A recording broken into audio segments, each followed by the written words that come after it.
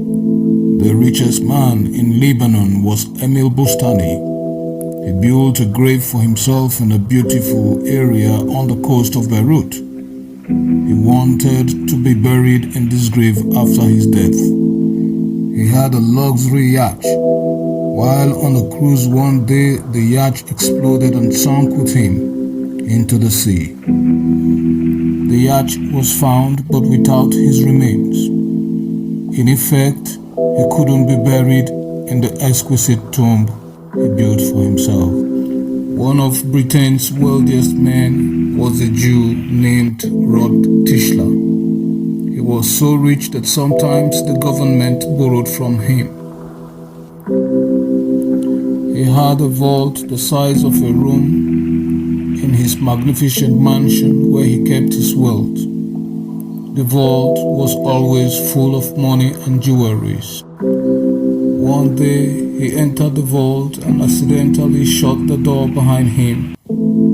This door could only be opened from the outside and never within. He started shouting out loudly, but no one could hear his voice because the vault was 100% soundproof.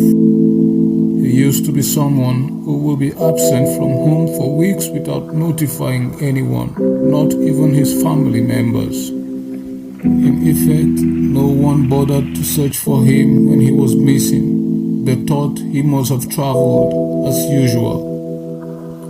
But he was locked in the vault. He kept on screaming until he became very hungry and thirsty. With a golden pick, he pierced his tongue, and with the blood gushing out of his wound, he wrote on the wall of the vault, "The richest man in the world, dying of hunger and thirst." He eventually died, and his body wasn't found out until several weeks later. Never forget that this world is a big accident and no one knows when, how, and where.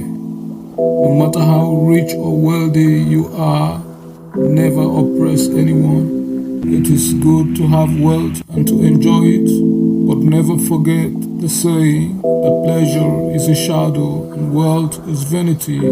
Contentment is the only real wealth. He who loses wealth loses much.